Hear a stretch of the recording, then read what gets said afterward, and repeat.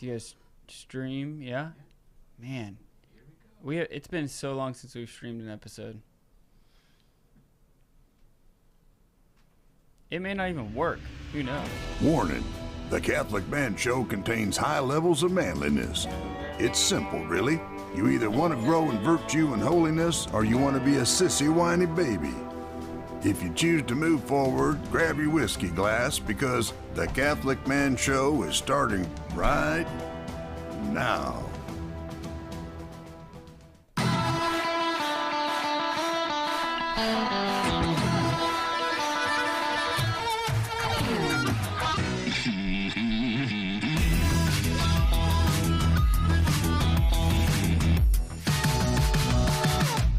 Welcome to the Catholic Man Show. We're on the Lord's team, the winning side. So raise your glass.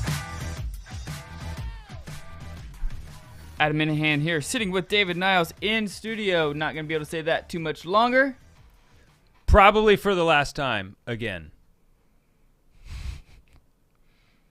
Actually, we're going to do one more episode, but we're going to do it tonight. But we're going to, yeah. This is the last evening of recording. Yeah.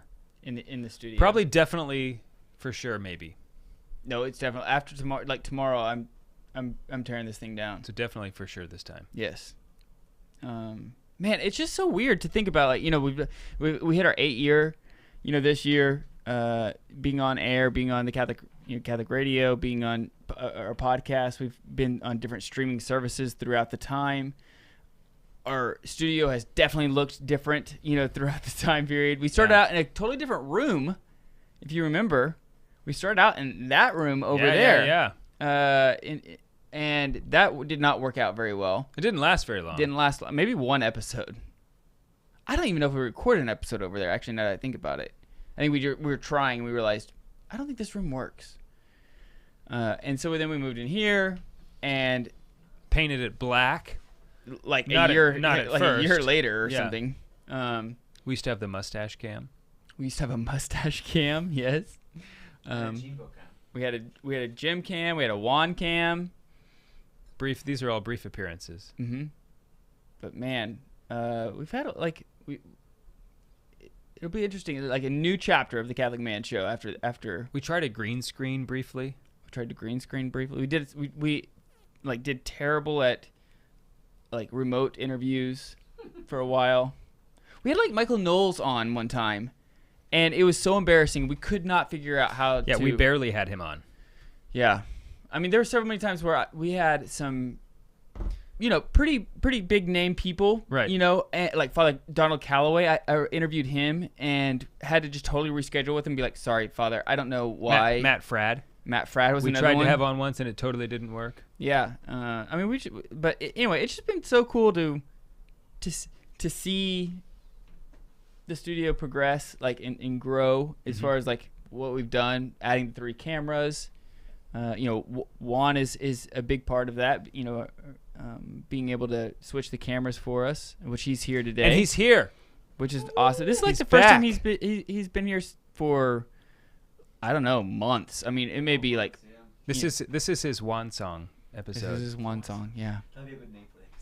Juan song, the Juan song. So, anyway, it's good to be recording the last day here in the studio. Like we mentioned before, we're going to be switching it up. So if you have been thinking about donating to the Catholic Man Show, now is definitely the time to do so. We could definitely use some support. So if you go to patreon.com/the Catholic Man Show, you can sign up. You get like the sweet Glencairn glasses with our logo etched to them with lasers. And a lot of other things. There's just like so many things that we've done over the course of 8 years that you would have access to. Courses, audiobooks, things like that. I have my second youngest son just walked into the studio. Leo, you need to get out, please. Okay, I need you to get out of the studio, please. Oh, Jim's here. Jim. Okay, so that makes more sense. Hey, Jim. Hey, Jim. Jim showed up mid-episode. My son Leo walks in, and we're like, "What is he? Like, he knows better than to just like show up." He wasn't guarding the door. Jim wasn't guarding the door, so just like anybody just could pop in. Jim, we did not grab you a whiskey glass, so you may have to go back downstairs and get one. Or we can get one up there, but no guarantees that one is. Those might be dusty. Yeah. No. Anyway, so yeah, so we're gonna be moving the studio. Yes. Making some updates. And Jim just realized we were on air. He's like, "Oh my gosh, are you on air?" Yes, we are. So that's why we need some help. That's we right. Need some support. So tonight what are we drinking? We're Belfour. It's a bourbon whiskey finished in Texas pecan wood. I'm really excited because I smoke a lot of I don't think briskets. I've ever had a whiskey finished in pecan. I smoke a lot of briskets, a lot of pork. Yeah. And I use pecan wood a lot, so I was excited because I envisioned this to, taste like pecan praline, like some brown sugars, a little sweeter maybe. Yeah. So we'll see. We're on the Lord's team. The winning side. So where's your glass? And cheers to Jesus. Cheers. So it says it's 92 proof bourbon aged in American white oak barrels with toasted pecan staves, inspired by a large pecan tree in Belfour Ranch in North Texas. It has a golden honey or light amber color. The notes are brown sugar, roasted nuts, smoky praline, butterscotch, and creme brulee. Definitely the sweet, the butterscotch, the creme brulee is there. It almost tasted like a roasted pecan, like candied pecans. Oh yeah. Uh-huh. That you get at the fair or, right. or like Buc-ee's, because Buc-ee's is just ridiculous. Buc-ee's is crazy. Yeah. So it'll be interesting to see what the yummy scale is of this as well. I wish I had a Buc-ee's at my house. I do not. I do not want a Buc-ee's. I mean, it would be just for me. It'd be a private Buc-ee's. Okay. The yummy scale? This has to be high on the yummy scale, I think. You had me at creme brulee. Yeah. Creme brulee, yeah. So it's about 4.92. 4.92. Wow. That's really high, guys. Possibly. Out of 5, unless it changes. Which it does change. And sometimes it does. It has. That's the mystery. This is fantastic. How much was this? Because I also really love the bottle. The bottle is very cool. It does it's look very cool. A square diamond pattern. I think it's $46. Oh, Ooh. That's a steal. That's a steal. It's very Art Deco. Yes. It is very Art Deco. It is. It's right. Art Deco bottle. Yeah. So it presents well. Mad Men type of style. Yeah.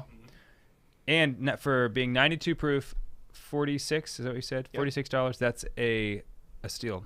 Look for it. Belfour. Belfour is spelled like the number 4. F-O-U-R. The proper way. Okay.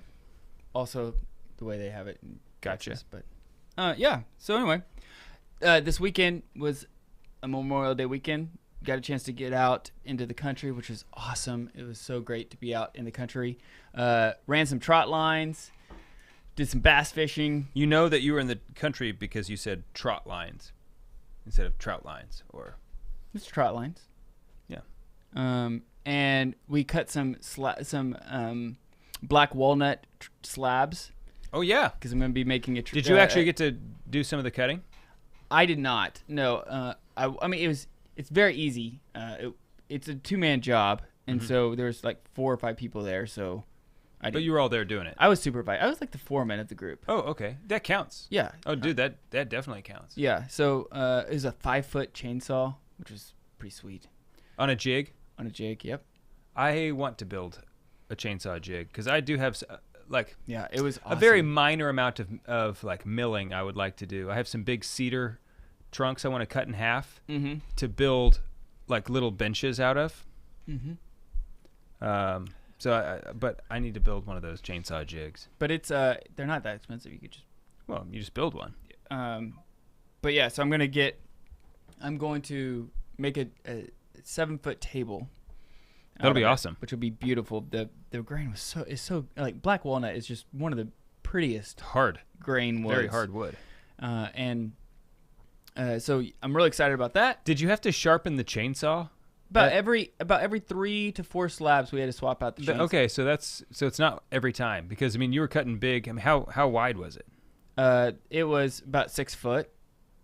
Well, 6 feet in length. What was it? I'm sorry. width? Yeah, 7 foot in length. Width was just a little just Less than barely under 5 foot. Yeah, because you had a 5-foot chainsaw, so it had to be less than that. Barely, because in fact there was some areas we had to kind of Pretty slow going, I imagine. Yes, yeah, it's about 15 to 20 minutes probably a slab. Wow.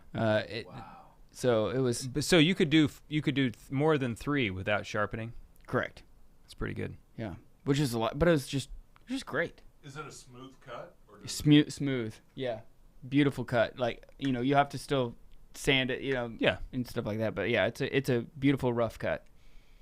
That's very cool. Yeah. So I went to Omaha this last weekend for Lady Pamela's cousin's wedding. Yeah. Fantastic time in Omaha. The Catholic scene up there really impressed me. We went to they were married at St. Peter's up there, which is just a gorgeous church. It's like one of those churches you walk in and you think, how come they don't build every church like this? With just this amazing ceiling, beautifully painted. The liturgy that we celebrated was just this beautiful. It's like, this is the way the Novus Ordo is supposed to be celebrated. It was so beautiful. The integration of Latin, it wasn't a Latin mass, but like we did the Credo in Latin, the Our Father, a lot of the things that, the Gloria, like when everyone was saying something, most of the time that it was in Latin and chanted, not just sung, but, in like mode number 2 or, whatever it is. So that was just amazing. And the cathedral up there was also just incredible. St. Cecilia's, which I want to say a little bit more about on the other side of the break. Really? Yeah. Okay. Well, we're sitting here sipping on a little bit of Belfort. We have the whole gang back. Jim made an abrupt entrance into the studio live. First time for that. We love you, Jim. We'll be right back. Don't fire me. Oh, believe me, we're not going to do that. We're not going to fire you, Jim. You have job security, bro. What is your hat? What's going on with your hat? What is this? Oh, it's my daughter works for Sports Academy. She had one of her. What is the patch, I guess? It's OSU. Yeah, it's an OSU, but It's OSU? It's the hat manufacturer, Hokie or something like that. It's Okay. an H. But A sideways OSU H hat. that looks like a dude. But it's OSU? There it is. Wow. There it is. Yeah. Okay. And there it is. Wow. Very Adam cool. wants one now. I did It not was- know. it I was did a not know sample. what was going on with It it. was a sample. Sweet. I dig. I also like it. Let's do it. Everybody pray for her. Special intention. Okay. Okay. We can do that.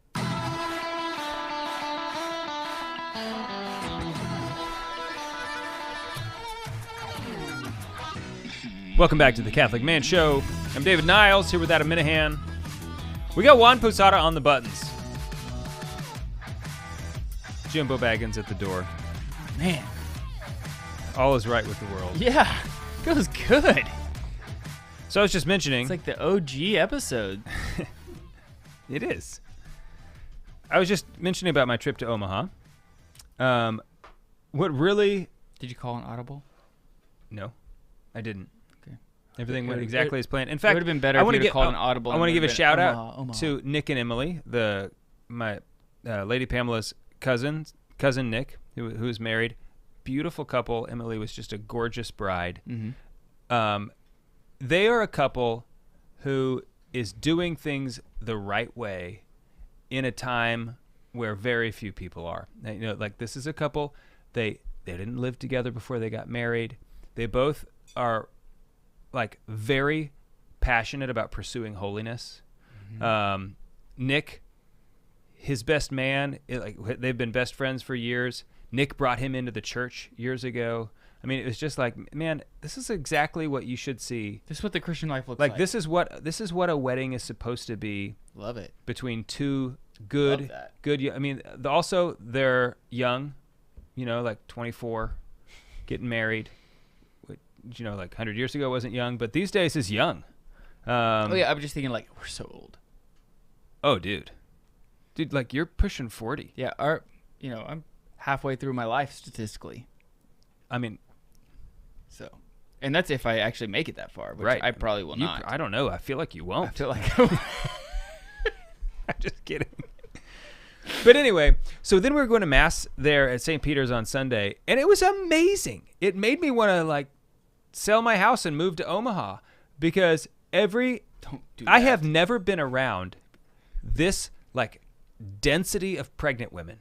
It was incredible. Like it was almost like they were taking, like there was a cover charge to get in the door, and the cover was you had to have a kid, and like the families, and it seemed like half the women there were pregnant, and Praise God. it was just like packed with kids. It was I have never been, and also the church was full, and it was a huge church. Speaking of pregnant, how is Lady Pamela doing? She's doing wonderful. Yeah, Doing wonderful. How far along are we? I have no idea. Okay. Oh, maybe 16 weeks. Okay, so still first trimester. What? Yeah, Jim, you haven't been around. Jim knows. He knows. He's just playing. Yeah, but you haven't been around. Maybe I don't know. 16 weeks. Okay, I feel like I've heard that number a couple times. Yeah, recently. great. Could have been about something else. But she's been feeling She feels great. good. Good. She is one of the very lucky ones who just really has very easy pregnancies. Thanks. I know, like a lot of women hate to hear that, where they're so like, excited I'm for her. so happy, very good, but everything's going great. Good. I'm gonna be harvesting wheat this week. Yeah, you told us that last week. Mm-hmm. But I'm definitely gonna do it this week. Okay. That I'm also really excited about. I've been just game planning like what I'm going to do whenever I move out to our new place, and that's always the fun part, is like game planning. So I went and visited some clients and friends, the Stevens, the Stevens, Yes. on my way home from Omaha, and they've got a little homestead. They have a homestead. Yeah. It's a rather large one, actually. Like almost 200 acres. They have a quarter section. Yeah. But they said they're retired, and they have this like little retired group of homesteaders once a month. There's 4 of them. They go to every Saturday. They take turns going to one person's house and doing homesteading projects with each other. Oh, very Which cool. I thought, dude, we should totally do this. I think he said like this Saturday they're going to someone's house to build an outdoor oven. Oh, very cool. Just like little stuff. So we should totally set this up. Once you get going and you get on your feet. Yeah. Uh, I'll be 60. The 3 of us, you, me, and Juan, we should like set up maybe not every Saturday. That sounds like a lot to me. That sounds like a retired person's thing to do. Yeah, no way I could do that. But Thanks. Jim could do it. Jim is going to come to one of our houses every Saturday. Every Saturday moving forward. And do manual labor. Yes. Thank you, Jim. No. But we should set this up like once 60,000 people have heard it, Jim. It is on the record. like once a quarter or something. We should like set up a day, a homesteading day. That'd be cool. Yeah, It'd be a lot of fun. Okay, so what are we talking about tonight? we're gonna be talking about Mary because it's the month of Mary. Yeah, at least when we're recording this. Yeah, it Yeah. still is. Yeah. So I want to talk about Mary in the Bible, and everywhere, not everywhere, but at least many places where she is prefigured, and different characters in the Bible who are types of Mary, Okay. who clearly point the way as Marian figures towards the salvation and coming of our Lord Jesus Christ in their own way, Okay. which is always very exciting. This is like one of my favorite things. I'm in no way an expert, but every time I read or learn about this kind of thing in the Bible, even if it's something I've heard many, many times, I just really like it, and it fills me with a lot of joy. Yeah. Just how awesome some of these characters are. Well, it's just like something like ridiculously awesome that isn't talked about enough, especially like if you're coming into the Catholic Church or even Catholic schools or things like that. Like I remember reading about the fourth cup for the first time and being like, "What?" I can't believe no one told me this. I've been in Catholic schools, like grew up. Like, I felt the same way. I felt like someone has been holding out on me. Yeah, keeping the good information. Typology. With Marian typology is also one of those things. It's like, what? Why did I not know about this? Mm-hmm. I knew nothing about Rachel, I knew nothing about. Yeah, Rachel is amazing. Like, she especially prefigures Mary more than anybody else. I mean, it's even crazy. Before she started dating Chandler. Totally. Yeah. Oh yeah, like, right. Right. Yeah. Like long before that. But Marian. That was such a ridiculous comment I just made. I can't believe it. I don't even like the show Friends. I wasn't even the right person, Monica is one of the Chandler. I don't know. See, that goes to show you that I know nothing about Friends. This is like maybe gonna. I don't know. I don't think it will actually make us lose listeners. I never watched Friends. I never thought it was good. I didn't get into it. That's why I didn't. I'm sure like if someone made me watch it, eventually I'd be like, oh, this show, blah blah blah. But is that how you talk? No, but maybe back then. Okay, yeah, maybe. I don't know. If I was that kind of man who was like watching Friends, maybe I would have talked like this. I don't know. Okay. But I could care less about the show. And I wish Obviously, if you are someone wrong person. who loved the show, I wish you the best. Yeah. I hope someday you have better tastes in shows. But Marian typology, Jim, I love talking about the land. Jim, there's an old like deep track joke here on the Catholic Man Show. One time we were talking about typology, early episode, and Adam kept calling it typography, which turns out it's a totally different thing. It's about like the undulation of the land. I did do this. That was very funny. It was like one of the many things, silly things that I've said on the show. Words are hard.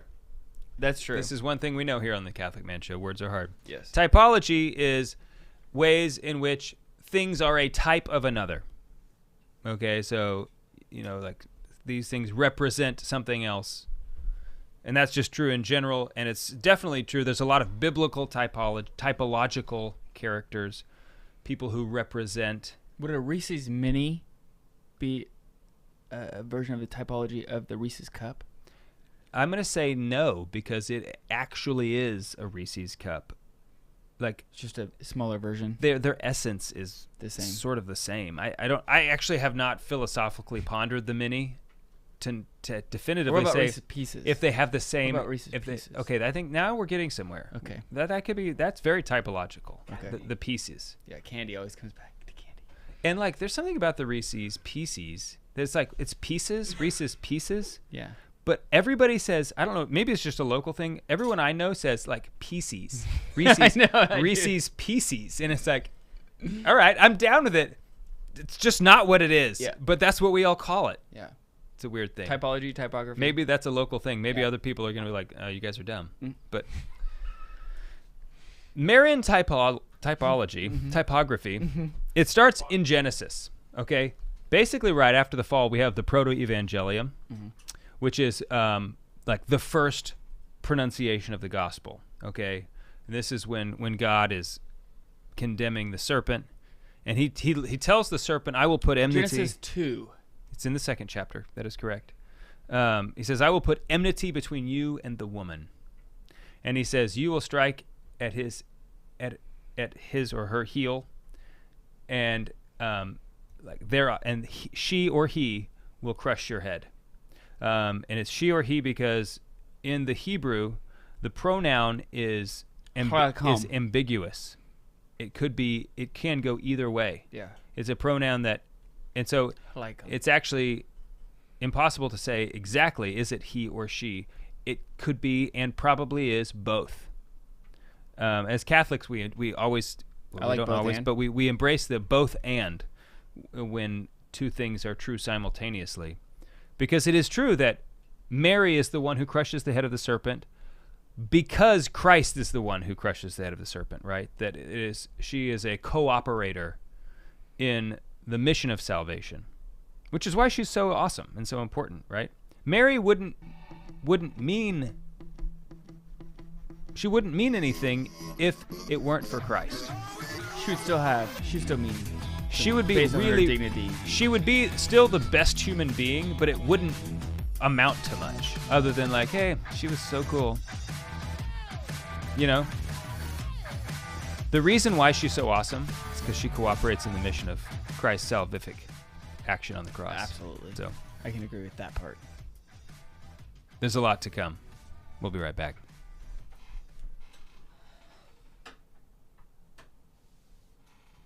It was one of those, like, she wouldn't mean anything. Well, Yeah, it's like, well, no. well, Christ would have still died for her.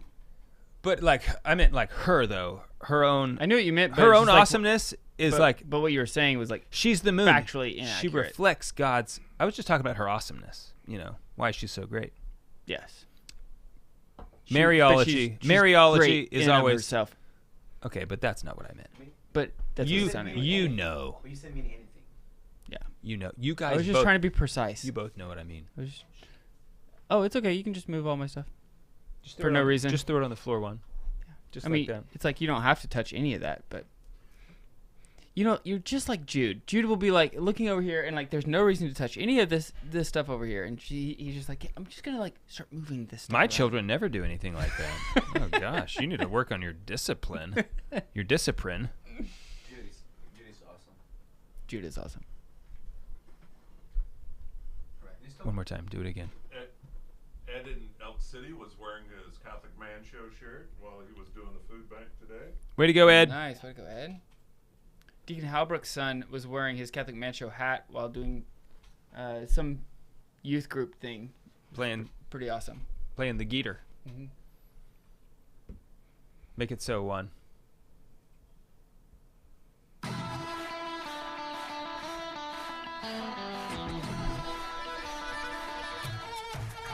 Welcome back to the Catholic Man Show. I want to give a shout out to all the servicemen and women out there who have dedicated a portion or all of their life for our freedom here in America.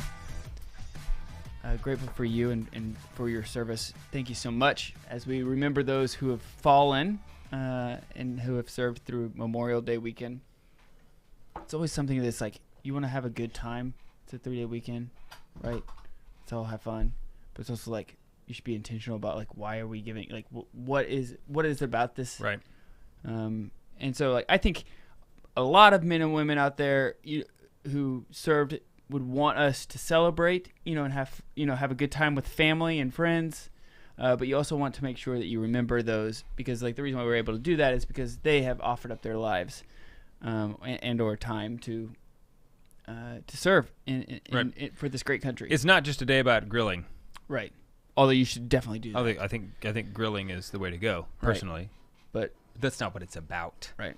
So anyway, shout out, because I know we have a lot of military listeners, and even not in the U.S. that are stationed across the world. Right. We've had emails coming in from South Korea, in Germany, and I mean all different areas of the world of them listening to the Catholic Man shows while they're on base. So we're grateful for you guys. Indeed. So we were just talking about God telling the serpent he was going to put enmity between Mary and himself. Okay, this is so important because Mary is not just Plan B. The way this is my own opinion. I don't know that this is. I don't think this is officially taught by the church, but it's not against any of the church teaching. But it is my opinion that Mary was always the plan, because God tells the serpent, "I will put enmity between you and the woman," which implies that she was already in the mind of God. He doesn't say, "I will put enmity between you and a woman," like now. Because this has happened, I will select a woman and I will put enmity between you and her. Right. It's the woman. I think a lot of biblical scholars would agree with you on this. Okay, I think so. I just don't want to say it as if like it is a settled fact. Man, we've matured so much. We have. I mean, I think that you're right. Yeah. Thank you. Yeah. So Mary she's Plan A. Okay. Now, the death and suffering of Christ, that was probably Plan B. Okay, that was because of the fall. But it does seem like maybe the plan was always for Christ to come, take on flesh through his mother, and, wouldn't have cost him his life before. But anyway, that's not what we're talking about today. I want to talk about a couple of other women who are referred to, who share a title with Mary as blessed among women. Okay.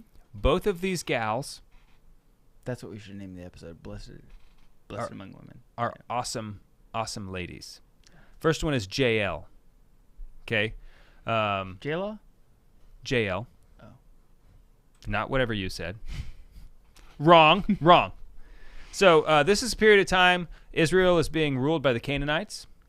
We have the judges, Deborah, specifically. She was the judge at this time, which is kind of cool. Like, you don't think about Israel being, like, not ruled. Ruled is not the right sense, but being led by many women, right? But it certainly happened. And she has this prophecy that the Canaanites will be expelled from the land at the hand of a woman. And at the time, everybody thought, oh, you're talking about yourself. You're going to be the one to save us. So they try to get her to, like, go to war with them. But that's not what happens. Instead, the Canaanite, I don't know how you say his name, Sisera, Sisera, goes into the tent of Jael. And while he's asleep, she takes a tent stake and drives it through his head and into the ground. Like, It's a big tent stake. It's a big tent stake, and I love that it wasn't enough. At some point, it's like, look, he's dead. Yeah, like, you don't have to keep Not hitting. enough for JL. Yeah. No, pegs his head to the ground. Okay. That's a long stake. Think about that. I mean, that's like a 10-inch Oh stake. yeah. I mean, but these were tents that had to. I mean, these were their houses, right? So it had Sure. to hold up against the wind. Once again, these are people that are prefiguring Mary, who will crush the head of the serpent. Mm-hmm. Mm-hmm. Okay, and so there are only 3 women in the Bible who receive the title "Blessed among women." Jael is the first.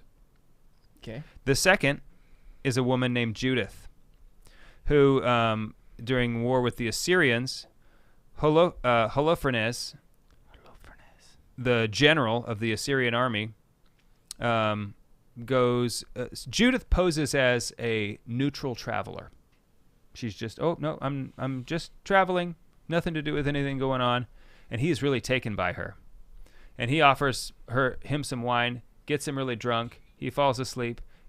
She pulls out his sword and cuts his head off, and then sends it back to the army, to the Israelite army, and then she also receives the title as blessed among women. Once again, crushing the head. I mean, at the time, it would have been severing it. Yeah. Yeah, it would have been hard to understand that these things were fulfilling a prophecy. Sure. And I don't think they knew that. No. Okay? This is just part of the plan of God and divine providence at work in these things happening. So then, of course, Mary is also called blessed among women. Mm-hmm. That is her title. The next thing I want to talk about is Bathsheba. Okay. Because Bathsheba is a very important character, Mm-hmm. as she fills the role of Queen Mother. Mm-hmm. You want to talk about her story? Or do you want me to talk about it? You can go ahead. Okay. So Bathsheba is I think here's people what I know wanna- her story. Here's what I want to know is, like, how are you bathing on a roof? Like, what is going on, like, from a cultural standpoint? I don't know. Where someone decides, you know what, I need to go bathe on the roof. Like, why is that? I don't know. I have no idea. I could only speculate. Maybe you go there because people walking in the street can't see you.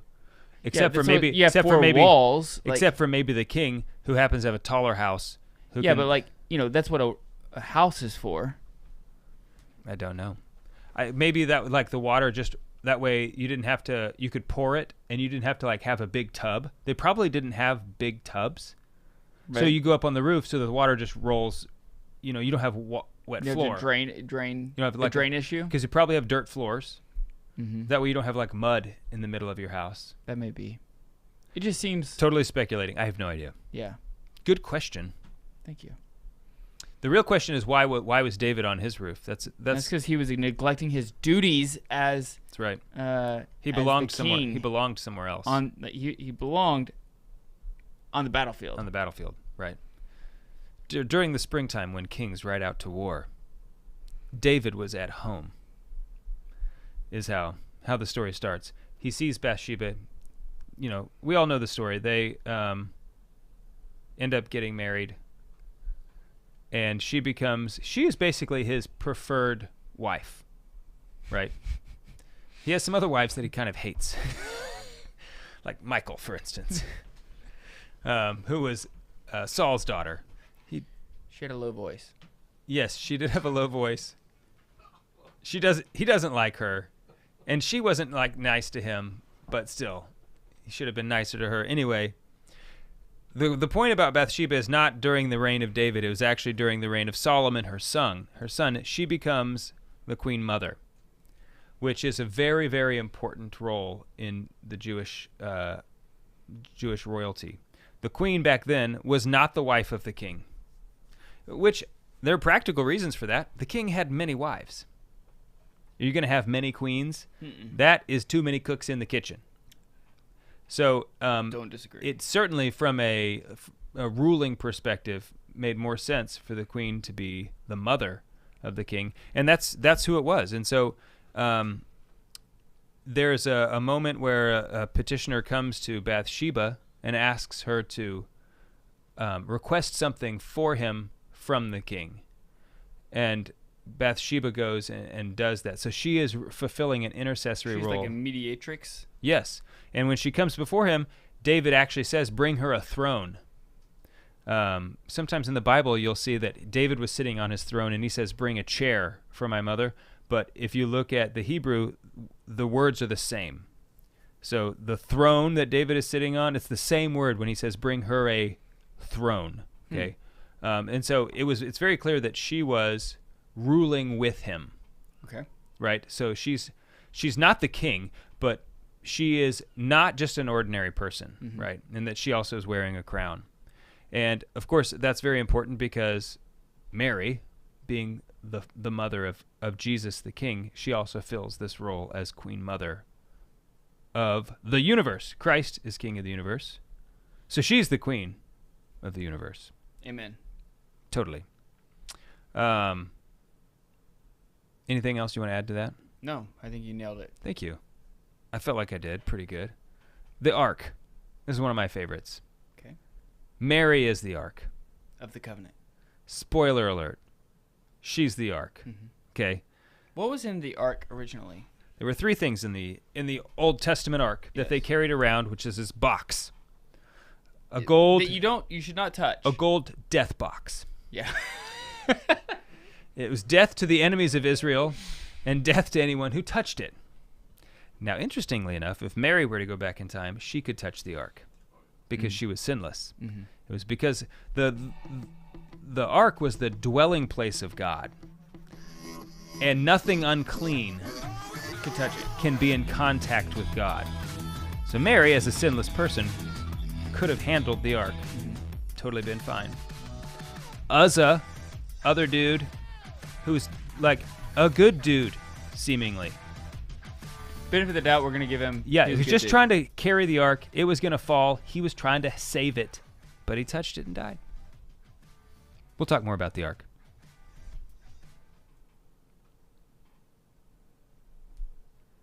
Is it for second?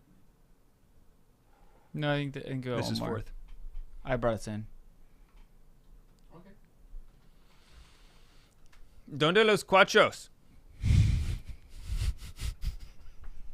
So where is the old ark? Is this? It was hidden by the Maccabees. Where's that? Well, I don't know, but it says in the Bible. I forget. Dude, look at that. Look at that. Bro, Like, that's from today? yeah. It looks terrible. Yeah. Do you have like rotting meat in there? Maybe. Ooh. Bro, after we are finished, we need to let me look at that. Like, Should go to a doctor. I mean, how old? It's only like an hour old? No, it's like 3. Maybe 4 hours. I don't know, bro. That looks like a wound that like You know, in the movies when someone gets like a thing and then they turn into the first zombie, Yeah. that then like goes and they start the whole infection across the whole world. That's what their wounds look like. Exactly. You want to add anything to that? No. Yeah. Why are you staring at me like that? I don't know. It's like what? I was miles away. Yeah. Sorry. Is anybody else hungry and cold? Just feel like walking really slow. Can I see your neck? Warning, the Catholic Man Show contains high levels of Wrong one. manliness. It's simple, really. Talk about you Rusty. either want to grow Yeah. in virtue and holiness, or you want to be We're a just sissy. gonna. There it is. Rusty, the snowman.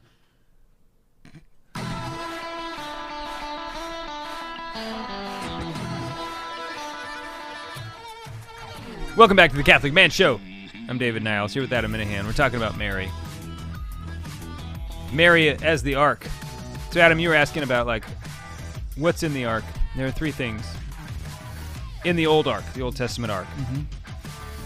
Those things are the tablets, the Decalogue, the Ten Commandments. Yes. They are the staff of Aaron, which had bloomed, and they are the manna, the miraculous bread from heaven. Those are the three things contained in the ark, all of which are types of Christ. There's another typology here, okay? So the Ten Commandments represent the Logos, the Word of God. Mm-hmm. The staff of Aaron represents the priesthood of Christ.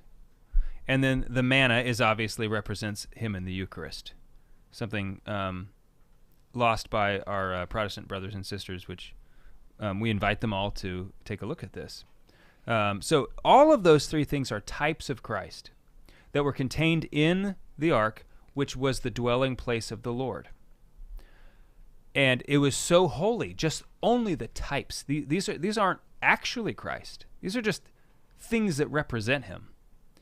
And they were so important that when Uzzah touches the ark, he was struck dead, so that the sacredness of these things might be preserved. Okay? A couple other things about the ark is that it was made out of acacia wood, which is a very, very rare wood. It's incredibly durable, precious, and incorruptible. Yeah, it's my kitchen table. Yeah, sort of like that. It's even more so. I mean, it was covered with pure gold, which is free from impurities, and it was veiled with a blue cloth. Okay? Not a strong typology here, but Mary always wears a blue veil. And it's where the glory cloud would descend. So when it was in the tabernacle, when they finally got tabernacles built and the ark was in there, that's where the glory cloud, which represented God's presence, would descend. Love that. And then during the Babylonian exile, the glory cloud left, never to return. Or did it? Okay? So you can imagine how Mary, who she does not have types of Christ within her womb. She has Christ himself. Okay? Mm-hmm. If these other things were so holy that sin couldn't touch it, how much more so is that true for Mary, right? Who has Christ himself present within her. And it wasn't until the Annunciation that the glory cloud returned. It's the same word about overshadowing. So the glory cloud used to overshadow the tabernacle. And here we have St. Gabriel, the archangel, descending and saying, the Holy Spirit will overshadow you. So this is once again the glory cloud, the presence of God, descending down onto humanity, specifically on the person of Mary, who will become the ambassador of the human race, bringing forth the Lord through her own flesh, giving her flesh to God himself, becoming simultaneously spouse, mother, and daughter of the triune God, which is a super weird situation. Yes. I'm glad. It's super awesome. Super awesome. Yes. So, and then once again, we see this most clearly. So when you compare, there's the story of David bringing the ark back into Jerusalem. This is actually when Uzzah dies. So they're bringing it in. Uzzah dies. It freaks out David, and so he doesn't want to take it into Jerusalem because he's scared, right? And so he leaves it like in another place with a foreigner. Finally, he comes back, And basically, if you go and you read these two stories, the story of the Annunciation, and then simultaneously, immediately following that, the visitation of Mary to Elizabeth, and then you compare that with the story of David going and retrieving the ark, you find all of these words that are exactly the same. The words like overshadow. Mary arose and went to Elizabeth, just like David arose and went to go get the ark. There is an exclamation by Elizabeth, just like David exclaims. In fact, they exclaim the same thing. Who am I that the ark of my Lord would come unto me? And Elizabeth says, who am I that the mother of my Lord might come unto me? Yeah. And that David leapt before the ark. He danced naked, just like John leapt in the womb of his mother, and both stayed for 3 months. So David, when he went to go get the ark, he stayed with it for 3 months, just like Mary stayed with Elizabeth for 3 months before returning home. So there's and it's the same words. It's very clear. The parallels between these two stories are amazing, which reach their culmination in Revelation 12. John has this vision, and he says, behold. Could you imagine getting the visions that John had? Dude. Like, that would be... I would have no idea what to do. Yeah. I And then would- it's like, what you just saw, I want you to go put that on paper. That's the only thing I would do. It's like, look, guys, tell him what you told me. I'm just going to tell you what he told me. Don't ask me anymore. Right. Because it was weird. But I feel like he probably knew what it meant. I feel like he had some like just definitely knew what it divine meant. It's just- intuition as like, no, this is what these things But you know mean. how hard it'd be to like put a divine reality, like this divine reality that you've been given, like into words? Yeah, dude. That would be... It would be so weird. I mean, it's like the book of Daniel is the same way. Mhm. It's just like weird stuff that you're like, all right, God he wanted us to have these things. And like a lot of it doesn't make sense to me, but there's still something mysteriously beautiful about it. You know what I mean? So one of the visions, basically John says he sees he says the heavens were opened and the ark of the covenant was seen within the temple, with flashes of lightning and hail and all of these things, and a great portent appeared in heaven, a woman clothed with the sun. So he's describing now the ark. The ark was seen, and what is it? It's a woman clothed with the sun, with the moon under her feet, and the 12 stars as a crown, and she has a son. She's in labor. She gives birth to a son. And it's very clear in the book of Revelation, biblical scholars almost unanimously agree that this is Christ, because he's born with a rod to rule the nations. And so Mary, it's this clearly about Mary, right? So she is the ark. She is the sinless, without blemish, without imperfection. She is the ark. So it's just such a beautiful thing. And the fact that the manna is part of it is, I think it's something that people who are apart from the Catholic faith really need to ponder and decide. You decide, what does that mean? You have to have a good answer for that question. Because the new is always greater than the old. Exactly. Christ came down in this way and wants to remain with us through the Eucharist. Right. Okay. It's not Like Mary is greater than the ark. You know, the manna, like Jesus can't be a symbol because the manna is a symbol in the old. Like that would be a reverse of typology here. Correct. Right. So the last one I want to talk about is Rachel. She is by far the strongest. Raquel, yeah, if you want to say it that way, sure. She's by far the strongest Marian typological figure. She may have been a typologist. I don't know what she did for a living. Okay. But before we talk about Mary, we need to talk about Joseph, Old Testament Joseph. Okay, the one who with the Technicolor dream coat sold into slavery, right?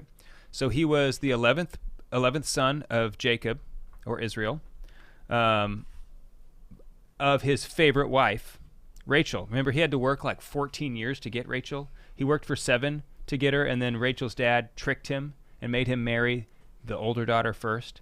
And so then he worked for another 7 years to get Rachel. I'd have been like, nah, brah, we had a deal. Like, you hold up. Anyway, that's not how it went down. Mm-hmm. He worked for 14 years, That's a long She time. didn't have children for a long time. Then finally, at the end of her life, she had 2 sons. Joseph was the first. So he was sold into slavery for pieces of silver. He was I remember something else happened like he that. was in prison with 2 other condemned men. When he was 30 years old, Yeah. he was exalted to the right hand of Pharaoh and saved the Israelites and the Gentiles from the plagues. Really? Yes. Okay. Sounds familiar, right? Obviously, Joseph is a huge typology for Jesus. Okay. Rachel was the mother of Joseph, and her other son Benjamin. So she had 2 sons. Ben Haman. Yeah. Yeah. Sure. That's how you actually That's pronounce correct. it, I yeah. think that's correct Yeah. pronunciation. So Rachel dies giving birth to Benjamin, and as she's giving birth and dying, she names him Benoni, which means son of my sorrow. But Jacob didn't like that, and so he renamed him Benjamin, which means son of the right hand. Okay. Rachel was viewed by the Jews as having somewhat of a universal motherhood. So she was kind of viewed as the mother, like a very Mary, the way we would view Mary as like mother of us all. They had a very similar view to Rachel.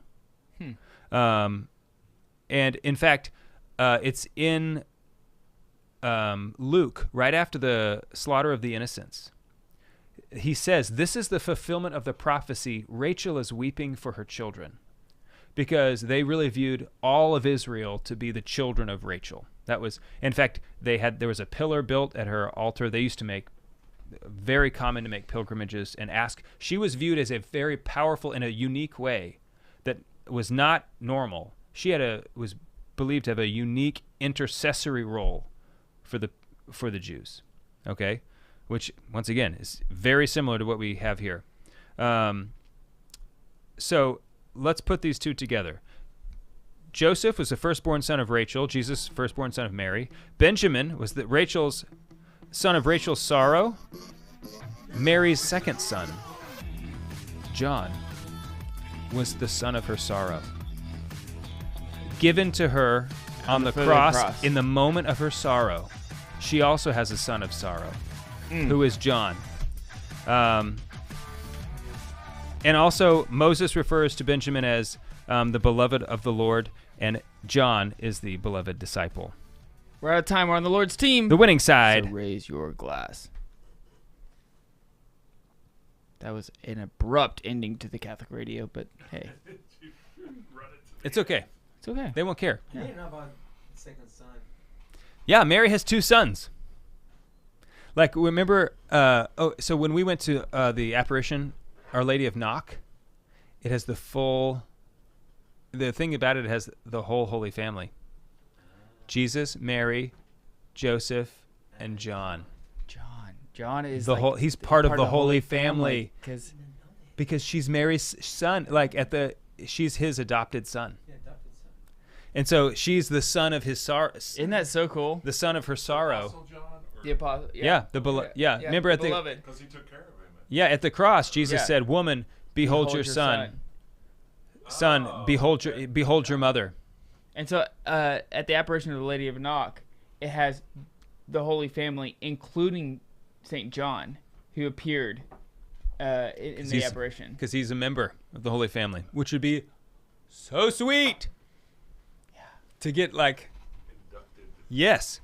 But I just never thought about, you don't think about Mary's 2 sons. Yeah, right. And certainly It not- almost sounded scandalous at first. Yes, certainly not her son of sorrow, which is just like Benjamin. So like Rachel is, the mother of the savior of the Israelites. Right.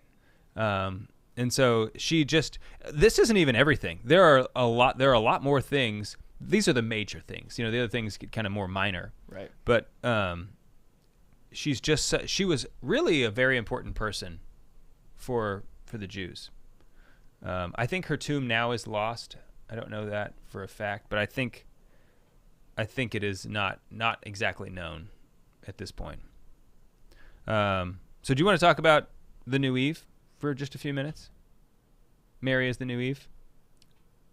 Just won't take very long. Sure. So that's the other thing, is she's the new Eve. Okay. That's it. Just kidding. So, the thing is, if Christ is the new Adam, which he is here to undo the sin of Adam, then begs the question, then who is there? A new Eve? Is there a new Eve? And if there is, who is she? Who is that woman? So Eve was called woman, like as a title. Mm-hmm. And Mary also receives this title 2 times in very crucial moments. At the first sign and at the last. So she is called woman at the first and the last moments of Christ. So Eve invited Adam to commit the first sin. Mary invites Christ to perform the first sign at the wedding of First Cana. miracle. And this is when she is called woman for the first time in the Bible. And then when again at the foot of the cross, woman, receive your son. So it's very intentional. She's receiving this same title of woman on bookends of Christ's ministry, his public ministry. Mm-hmm. And so this is Christ. This is his way of telling us, you are the new Eve, right? And she's there with him at the tree of life. When Adam and Eve stood at the tree of the knowledge of good and evil, here now the new Adam and the new Eve stand at the tree, rooted at the tree of life, the cross, as the world is being redeemed. And so, just like Eve was the mother of everyone, this kind of goes back to what's referred to in Revelation about Mary is referred to as the mother of all Christians. Mm-hmm. And so she is just like Eve in that way. There's a whole lot of other things, but a lot of ink spilt on this topic. For those people who aren't familiar with these, I just wanted to lay some of these out, and especially for because we have many non-Catholic listeners, and so I just wanted to whom we love. Yes, and I just want to invite you to ponder these things. Once again, Mary and honor of Mary is important because as we honor her, we learn to love our Lord more. Mm-hmm. That, as I said, I may have said this between segments, but Mariology, which is the study of Mary, is always Christological. Mm-hmm. It always has Christ at its center. It's because Christ was who he is that Mary is elevated to the position. It's not because of her own value and her own merit. It's because of who she stands in, how she relates to Christ, and her office that she's been given as this important intercessor for us, for the whole world, that we need to devote ourselves to honoring her, which is a great thing to do. Amen to that. That's all I got. Sweet. We're on the Lord's team. The winning side. So raise your glass.